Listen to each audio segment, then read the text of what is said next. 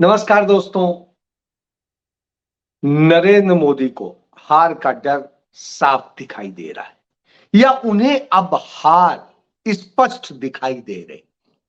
यह मैं यूं ही नहीं कह रहा हूं, इसके पीछे मेरे पास में कहने के लिए सबूत मौजूद है।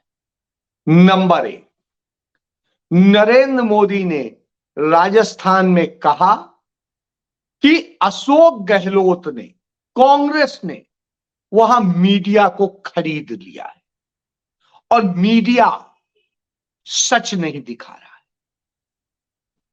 बड़ी गजब सी स्थिति है। सूचना प्रसारण मंत्रालय किसके अंडर आता है? नरेंद्र मोदी के अंडर, जिसके अधीन सारा मीडिया आता है। और जब ईडी की बात होती है, सीबीआई की बात होती है, इनकम टैक्स की बात होती है, तो वो किसके अंडर आता है? नरेंद्र मोदी के अंडर में, सीधे नरेंद्र मोदी के अंडर। और वो क्यों नहीं कार्रवाई कर रहा है यदि कोई भी अवैध धन दिया गया है किसी को खरीदने के लिए? चुनाव आयोग कहां चला जाता है जो नरेंद्र मोदी के एजेंट की तौर पे काम करता है? यदि ऐसा है, पूरे 5 राज्यों के चुनाव के दौरान 1750 करोड़ रुपया पकड़ा गया है। आखिर वो रुपया किसका है? क्यों नहीं, यदि वो रुपया किसी का है या नहीं है पता तो चलना चाहिए। यानी काला धन है, और यदि वो काला धन है तो किसका है, उसके खिलाफ कार्रवाई क्यों नहीं होती है? और यदि वो विपक्ष का है तो नरेंद्र मोदी क्यों नहीं बताते हैं कि वो पैसा विपक्ष का है, कांग्रेस का है? तो साहब, ये जो खेल है वो बताता है नरेंद्र मोदी डर गए। नरेंद्र मोदी इस तरह से डर गए हैं कि जो बार बार खुद को ओबीसी कहते थे, वो अब ओबीसी नहीं कह रहे हैं। वो कह रहे हैं सिर्फ 2 ही जात होती हैं, एक गरीब की, एक अमीर की। जो खुद को ओबीसी बता बता के वोट मांगते थे, खुद कहते थे कि मैं चूंकि नीच जाति का हूं इसलिए मुझे लोग गाली देते हैं, वो अब जाति नहीं बता रहे। अब वो कांग्रेस के उस राष्ट्रीय अध्यक्ष को, जो खुद एक गरीब परिवार से है, दलित परिवार से है, और जिसके परिवार को जलाकर मार डाला गया था, पूरे परिवार को, वो और उसके पिता अकेले बचे थे। सोचिए, उनके लिए कहते हैं कि वो उनके पिता को गाली दे रहे। मल्लिकार्जुन खड़गे ने तो आज तक कभी किसी को शायद गाली नहीं दी हो, और वो दे भी नहीं सकते, क्योंकि वो जिस कम्युनिटी से आते हैं, बेचारे खुद पीड़ित दलित रहे हैं, कितनी तकलीफें झेल के वो इस स्थिति में पहुंचे हैं। आप सोचिए, जिसके परिवार को बांध करके जला दिया गया हो, मार दिया गया हो, वो आदमी क्या कहेगा? उसने क्या पीड़ा देखी होगी? वो 6 साल का बालक जिसने यह हालत देखी रही हो, कल्पना करिए। उसके लिए भी झूठ बोलते हैं। क्यों? क्योंकि मल्लिकार्जुन खड़गे दलित समुदाय से आते हैं, तो उन्हें और कुछ जातिगत नहीं कह सकते, तो ये कहते हैं। खुद की गालियों का जिक्र करते हैं, लेकिन कौन सी गाली किसने दी, कब दी, कहां दी, आज तक नहीं बता पाए हैं। जबकि खुद कितनी गालियां देते हैं ये किसी से छिपा नहीं है। कितनी गंदी भाषा इस्तेमाल करते हैं यह भी नहीं छिपा है। तो यह फ्रस्ट्रेशन बता रहा है कि वो हार रहे हैं। तमाम जगह वो राजस्थान में कह रहे हैं कि गहलोत चुनाव जीतने के लिए गलत तरीके अख्तियार कर रहे हैं। तो साहब, गलत तरीके अख्तियार कर रहे हैं, आप चुनाव आयोग को लिखिए, खुद एक्शन ले लीजिए। ईडी तो आपकी है ही है, इनकम टैक्स भी है, सीबीआई भी है। तो गलत तरीका इस्तेमाल करने का मुकदमा दर्ज करवा दीजिए। तो आज इस हालत पे आकर खड़े हो गए। क्यों? क्योंकि खुद का बताने के लिए कुछ है ही नहीं। देश के लिए किया क्या है ये नहीं बता पाते। इनके तमाम नेता ये क्या कहते हैं, राम मंदिर बनाएंगे, राम मंदिर की यात्रा करवाएंगे और ये करेंगे।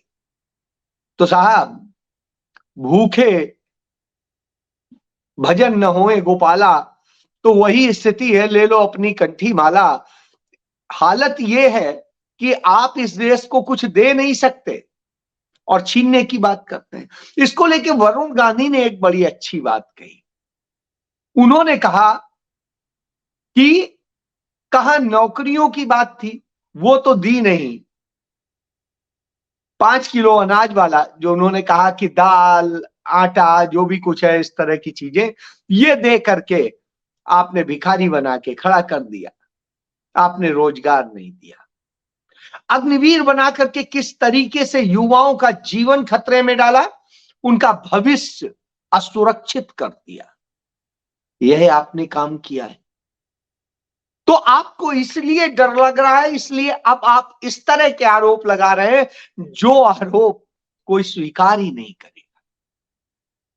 राहुल गांधी ने तो खुल के कह दिया कि आप पनौती हैं, इस देश के लिए आप पनौती बन गए हैं। क्यों पनौती बन गए हैं? कि उन्होंने कहा कि साहब ये चुनाव, वो मैच तो हमारे देश के वो लड़के खिलाड़ी जीत जाते, पर पनौती पहुंच गया तो हारना तय था। तो राहुल गांधी ने भी आज आपको पनौती बता ही दिया। पूरा देश पहले बता चुका था, राहुल गांधी ने तो बाद में बताया।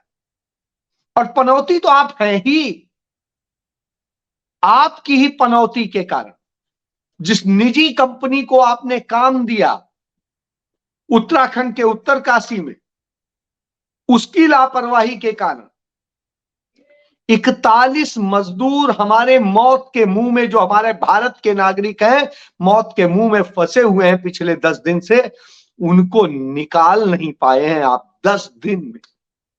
और आप बोलते हैं आप दुनिया फतेह कर लेंगे।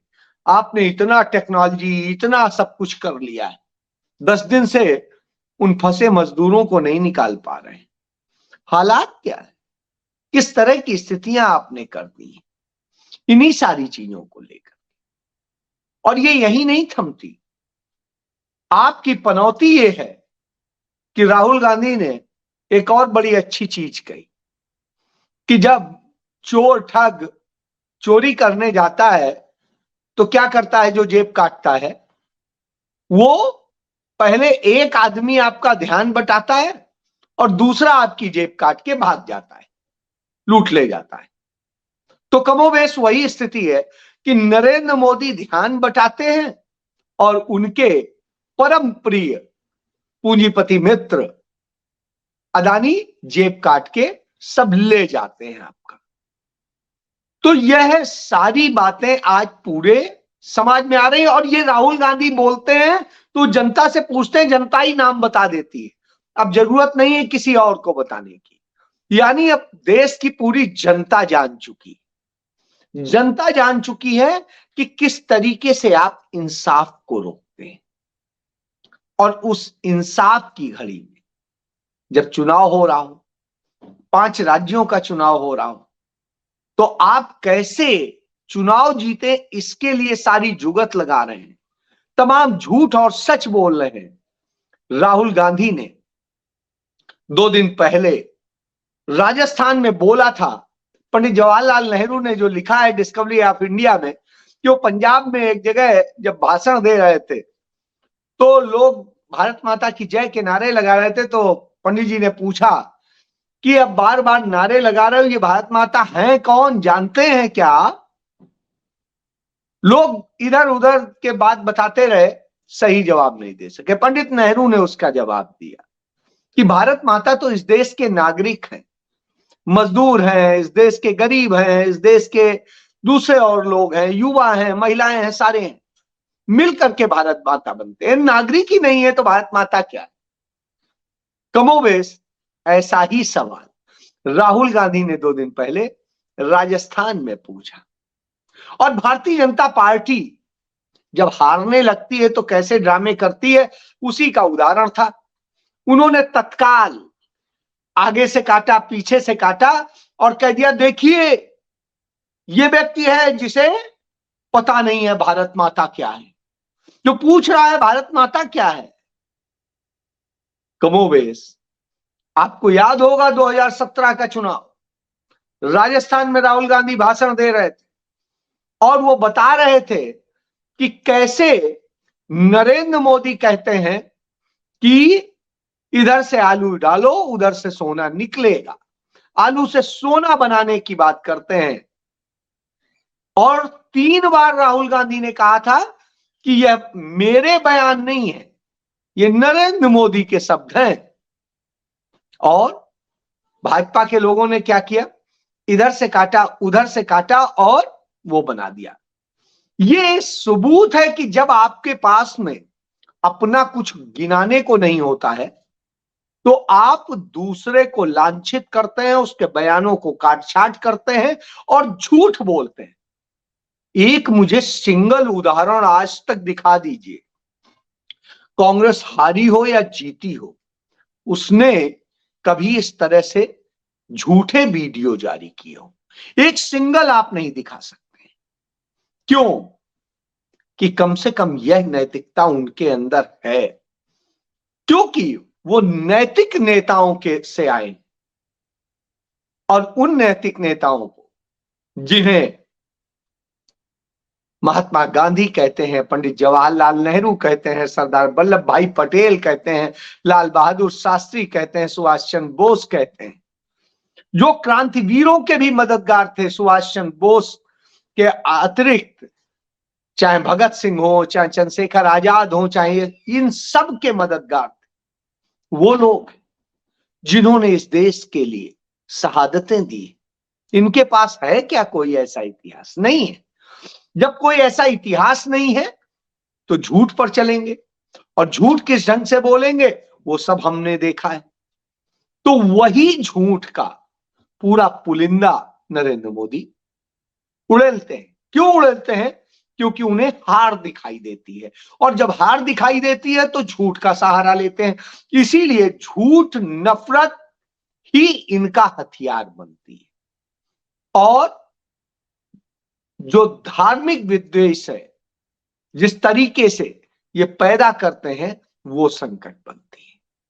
तो इस देश को नफरत में ढकेला है, इस देश को झूठ में ढकेला है, और इस देश को अनपढ़ गंवार बनाया।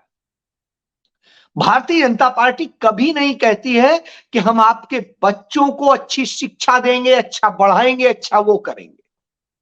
वो आपको यह बताते हैं कि हम आपको रामायण पढ़ाएंगे, आपको हम महाभारत पढ़ाएंगे, और साहब इसकी भी प्लानिंग शुरू कर दी है। आपको ज्ञान के लिए नहीं करेंगे जिससे आप दुनिया में वैज्ञानिक दृष्टिकोण अपना पाए।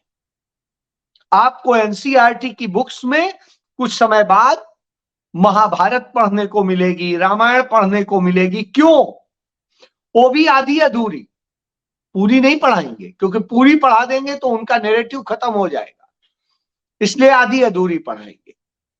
तो साहब आप उनकी रामायण पढ़िए और वो पढ़िए और जाहिल गंवार होकर के घूमिए इस देश में, बेरोजगार बन के घूमिए, और इनके आईटी सेल में और दूसरे उसमें चंद पैसों में नौकरी करते रहिए। यही इनका मकसद है। इनकी गुलामी कीजिए, 5 किलो अनाज पे जीजिए और लाइन लगा के खड़े हो जाइए, यह इनका मकसद है। लेकिन कांग्रेस क्या कहती है? कांग्रेस कहती है हम आपको शिक्षा देंगे, गांव गांव में अंग्रेजी स्कूल खोलेंगे। और आज यदि आप अपने पूर्वजों से बात करेंगे तो जो जितने सरकारी स्कूल पूरे देश के अंदर हैं, चाहे छोटे जूनियर स्कूल हो, चाहे मध्यम स्कूल हो, चाहे प्राइमरी स्कूल हो, या चाहे तमाम डिग्री कॉलेजेस हो, उस दौर में वो सब कांग्रेस ने बनाए। कांग्रेस ने या तो तमाम सारे संस्थानों, धार्मिक संस्थानों और दूसरे लोगों की भी मदद से बनवाए, और बनवा के इस देश के लोगों को अच्छी से अच्छी शिक्षा दिलाई। फिर उसके बाद उन्हें और अच्छी शिक्षा के लिए आईआईटी, आईआईएम, दूसरे और इंस्टीट्यूट्स खोले, एम्स खोले, और ये सब मेडिकल कॉलेजेस और खोल करके आपको इस काबिल बनाया कि आप न सिर्फ अपने देश में बल्कि दुनिया के किसी भी देश में जाकर के स्थापित हो सके। उसी का नतीजा है कि आज दुनिया का कोई देश बाकी नहीं है जहां पर भारत के योग्य लड़के तमाम सीनियर पोजीशन पे ना हो। यह कांग्रेस ने दिया। तो वही वायदा कांग्रेस ने छत्तीसगढ़ में किया, वही मध्य प्रदेश में किया। छत्तीसगढ़ में कहा कि केजी से लेके पीजी तक की आपको शिक्षा मुफ्त होगी, आपका इलाज मुफ्त होगा। नरेंद्र मोदी तो 5 लाख के जो है बीमा योजना की बात करते हैं, जो आयुष्मान भारत के नाम का, और वो भी इलाज मिलता नहीं है। लेकिन कांग्रेस पार्टी ने छत्तीसगढ़ में दिया, 10 लाख तक का इलाज आपको दे रहे हैं, मुफ्त दे रहे हैं। आप याद करिए कि हिंदुस्तान का पहला राज्य बना राजस्थान कांग्रेस के नेतृत्व में, जहां 25 लाख रुपए तक का इलाज मुफ्त है और आपको स्वास्थ्य का अधिकार दिया गया है। और अब उसे 50 लाख तक बढ़ाने की योजना है, और वो भी कांग्रेस पार्टी ने कहा। उसने गांव-गांव में अंग्रेजी स्कूल खोलने की प्रक्रिया शुरू करने की बात की। उसने नौकरी देने की बात की। याद करिए, हिंदुस्तान के अंदर सबसे कम बेरोजगारी यदि कहीं है तो छत्तीसगढ़ में, जो 1% भी नहीं है, यह दर है। जबकि भारतीय जनता पार्टी के सरकारों वाले राज्यों में 32% की बेरोजगारी दर, यह अंतर है। तो जब आप राजस्थान जाते हैं तो राजस्थान सरकार ने 5 साल में 3 लाख लोगों को सरकारी पक्की नौकरियां दी हैं, और आने वाले साल में वो 10 लाख नौकरियां और देने जा रही है। अब आप समझिए, वही दूसरी तरफ इस देश के अंदर गैर कांग्रेसी एक भी सरकार दिखा दीजिए जिसने 5 लाख भी नौकरियां दी हो। चले छोड़े 5 लाख, 2 लाख नौकरियां भी दी हो, 2 लाख भी छोड़ दीजिए, 1 लाख नौकरियां दी हो। तो हुजूर जब इस स्थिति में हो तो आप समझ सकते हैं,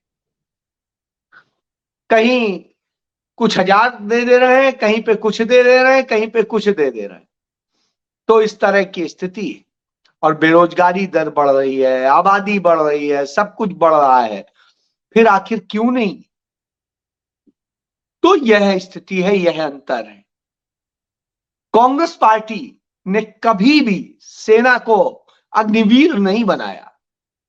उसने पक्की नौकरी दी, सम्मान दिया, और सम्मान देने के बाद, रिटायर होने के बाद भी कोशिश की कि आपको सरकार में और सरकार के अतिरिक्त आपको एकोमोडेट किया जाए, इसकी व्यवस्था की, इसके लिए नियम बनाए, सैनिक कल्याण बोर्ड बनवाए। ये सब कांग्रेस ने किया। इसीलिए नरेंद्र मोदी डरते हैं, और इसीलिए उन्हें डर लग रहा है। और अब राजस्थान की भी जनता समझने लग रही है। जब से राहुल गांधी ने रुख किया है राजस्थान का, वहां का माहौल बदल गया है। अब वहां कांग्रेस में होता चला जा रहा है। गहलोत की, सचिन पायलट की जो मेहनत थी और दूसरे नेताओं की मेहनत थी, वो मेहनत दिन दूना रात चौगुना बढ़ रही है। और स्थिति तो यह है कि जहां कांग्रेस पार्टी का एक नेता था, उसने दलितों का अपमान करने वाली बात करी थी, उसको कांग्रेस पार्टी ने अपने यहां से निकाल दिया, टिकट नहीं दिया, सिटिंग विधायक था। लेकिन भारतीय जनता पार्टी ने उसे तत्काल टिकट दिया कि वाह, हमें मिल गया ये मलिंगा, अब हम जीत जाएंगे। लेकिन कांग्रेस ने कहा, हम जीते या हारे, हम ऐसे व्यक्ति को नहीं रखेंगे जो दलित अत्याचार करता है। तो यह अंतर है कांग्रेस में और भाजपा में, और यह अंतर है, यही नरेंद्र मोदी को डरा रहा है। इसलिए अब यह तय है, इस चुनाव में नरेंद्र मोदी की हार होने जा रही है। और यह संकेत खुद नरेंद्र मोदी ने दे दिया जब उन्होंने मीडिया पर हमला किया, क्योंकि मीडिया वास्तव में उनका मीडिया है, गोदी मीडिया, और उसे जब वो गाली देने लगे तो समझ लीजिए उन्हें डर समाने लगा है। जय हिंद।